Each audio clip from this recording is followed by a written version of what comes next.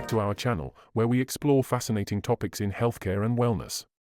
In today's video, we uncover an important common denominator that links the neurotransmitter, endocrine, and immune components of the Neuro-Endo-Immune, NEI, Supersystem.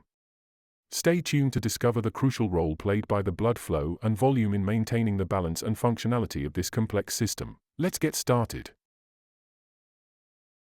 The NEI Supersystem is the body's operating system. Similar to the Windows operating system on a computer. An operating system is the core set of software on a device that keeps everything together. This is performed by the blockchain network of ganglia that make up the Nervus Vasomotorus. It handles the signals from your three brains and circulatory systems to the nerves, endocrine glands, and immune messengers. The NEI Supersystem communicates with the body's hardware through this blockchain network of ganglions. In other words, this operating system handles the input and output of the organs. Operating systems also include a lot of feedback and control, things like common system functionality, memories, and messenger programming interfaces that the body can use to run on the NEI operating system. The NEI Supersystem comprises the interconnected components of plasma neurotransmitters, endocrine glands, and the immune messenger system. One essential factor that ties them all together is the blood flow and volume. It serves as the conduit through which these components travel to carry out their functions within the body. Men have two brains, but only enough blood to run one at a time.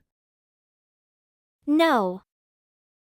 Men and women both possess three brains. Yet their bodies contain just enough blood to support one system at a time. It's either the muscles and cranial brain, or the organs of digestion and reproduction. But not at the same time. From the mainstream healthcare perspective, the Neuro-Endo-Immune Supersystem is three separate and distinct disciplines: neurology, exclusively brain-based, endocrinology, hormones and exclusively the HPA axis, and immunology, where the medical community focuses on immune suppression, while the alternative community focuses on immune boosting, stimulating, and strengthening. Each field, on its own, investigates specific aspects, but the true potential lies in their interconnectedness and mutual influence. Today, we explore the consequences of this disconnection and shed light on its impact. The NEI Supersystem is rarely spoken of because the three components are disconnected for the benefit of the three disciplines. Follow the money. Neurology is explained by way of the gut-brain axis. Have you ever asked what the arrows on their diagram represent? Nerves? Blood? Meridians? The answer depends on the perspective of the one doing the description. The neurologic gut-brain axis explanations and descriptions fall apart with brain and spinal cord injuries. A pivot point in my functional medicine career occurred when a quadriplegic woman asked how she could have orgasms when she could not feel anything below her jaw. I was gobsmacked. Her husband assured me she experienced OMG orgasms. I asked a leading functional neurologist how a quadriplegic could have orgasms. His answer was, there is no way that can happen. It's all in her head. I asked what about all the internet articles asking the same question?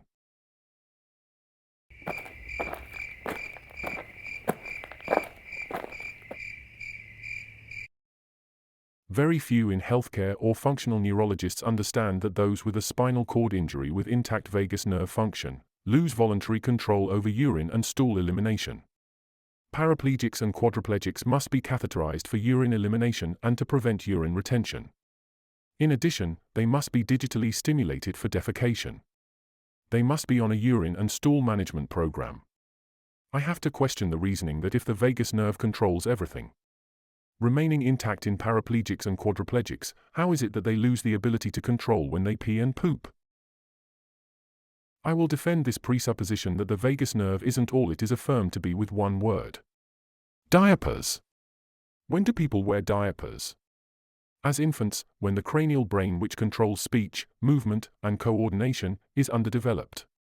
Until about the time children become efficient at walking and talking, they are able to voluntarily control when they pee and poop. As adults, when the cranial brain has deteriorated, usually with the onset of dementia or traumatic brain injury, they lose the ability to control urine and stool elimination. This breaks the paradigm espoused by brain-based healthcare providers. A person in a coma remains unconscious for an extended period, although they may continue to breathe independently. If the coma persists, it may progress to a state known as a persistent vegetative state. In this state, the organs of the body continue to function, and a woman's fertility is unaffected. It can be concluded that the brain is not necessary for the process of conceiving and carrying a baby. This understanding raises questions about the validity of the gut-brain axis and highlights the importance of re-evaluating its significance. It suggests that the nervus vasomotorus, which operates independently of the cranial brain, plays a vital role in controlling organ function.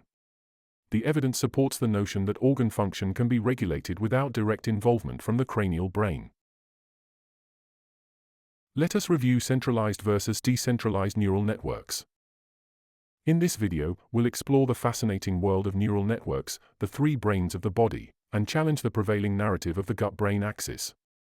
There are three brains in the body: the cranial brain, abdominal brain, more appropriately named the nervus vasomotorus, and the pelvic brain.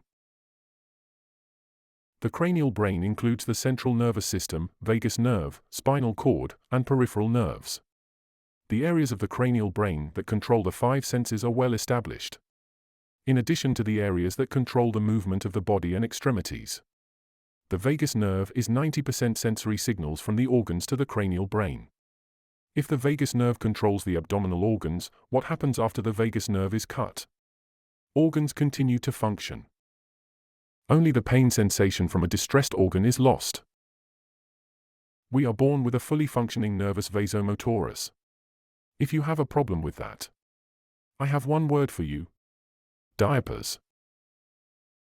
The abdominal brain is a decentralized blockchain network of mini-brains primarily located at the junction of arteries in the chest, abdominal and pelvic compartments.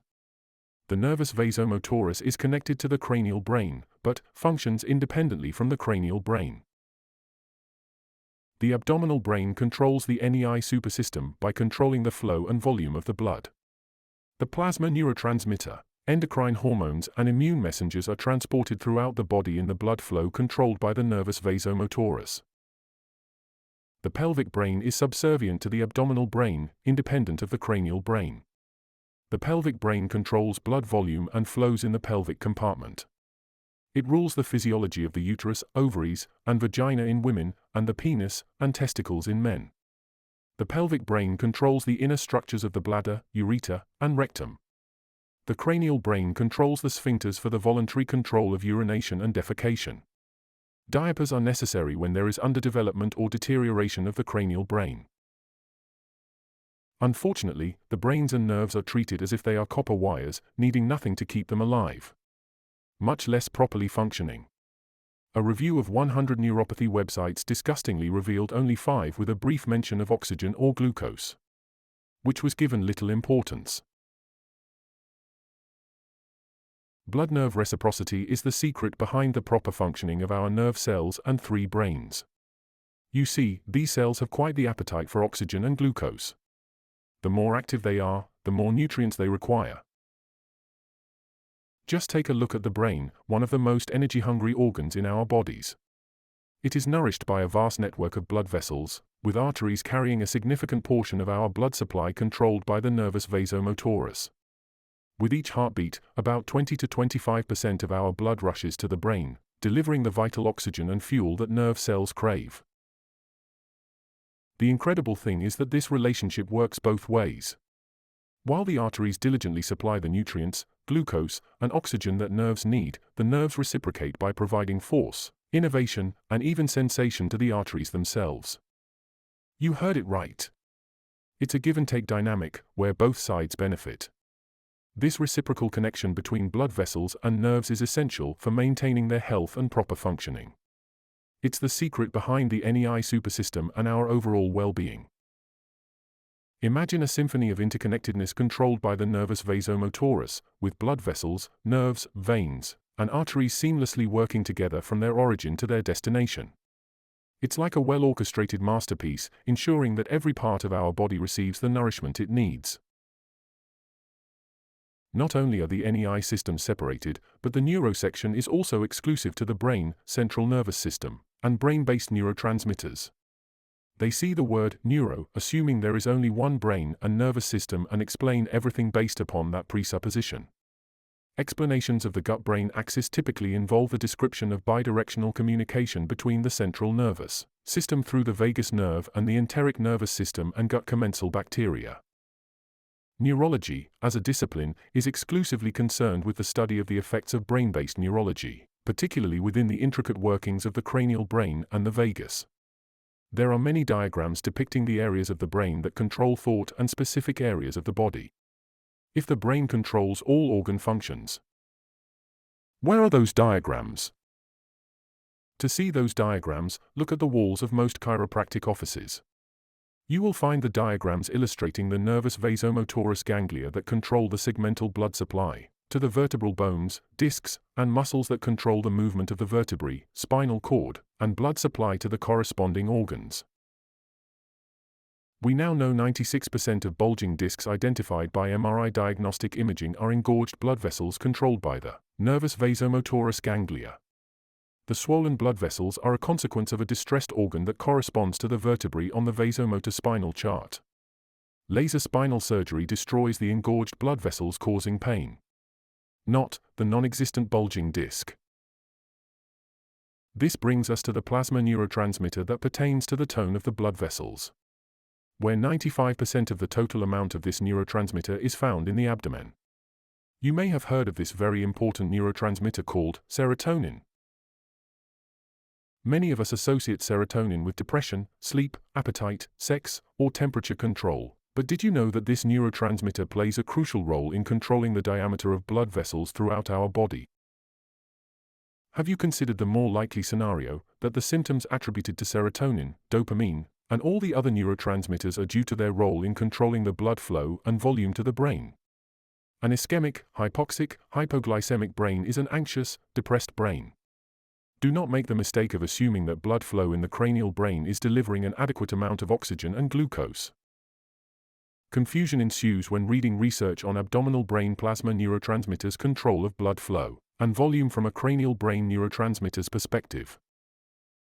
High levels of plasma serotonin with low levels of dopamine cause dilation of abdominal vessels and constriction of brain vessels. High levels of plasma dopamine with low levels of serotonin cause constriction of abdominal vessels and dilation of brain blood vessels. A unique property of dopamine is that low levels cause vasodilation and decrease systemic blood pressure, whereas high doses cause vasoconstriction and increase systemic blood pressure. What does this say for those influencers promoting high dopamine levels? Do they really understand dopamine? To understand the story of serotonin, we need to go back to the time just before World War II.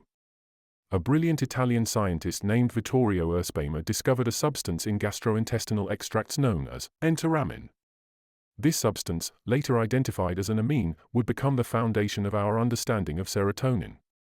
However, it wasn't until after the war that further research on this fascinating molecule could resume. Interestingly, during the post-war period and the Korean conflict, there were experiments conducted on the use of LSD for psychochemical torture and interrogation. This concept involved finding chemicals that could mentally incapacitate enemies. The goal was not only to disable the enemy but also to use drugs for interrogation purposes. The deep pockets of the military pharmaceutical complex paid for the brain-based serotonin neurotransmitter research. This is a timeline of the discovery and identification of serotonin. You can also see how our knowledge of serotonin was subverted by the deep pockets of the military pharmaceutical complex, resulting in an almost complete elimination of the origins of serotonin in the Nervus Vasomotorus by the medical pharmaceutical complex. A false conclusion once arrived at and widely accepted is not easily dislodged, and the less it is understood, the more tenaciously it is held. The oversimplification of neurology disconnects us from the interconnectedness of bodily systems. For example, the gut-brain axis, commonly described as involving bidirectional communication between the central nervous system, gut bacteria, and the enteric nervous system, crumbles when attempting to describe the need for diapers for babies and adult incontinence products for those with dementia. The gut-brain axis deteriorates even further when attempting to describe the organ function and elimination of bodily waste in quadriplegics, paraplegics, coma, and vegetative states.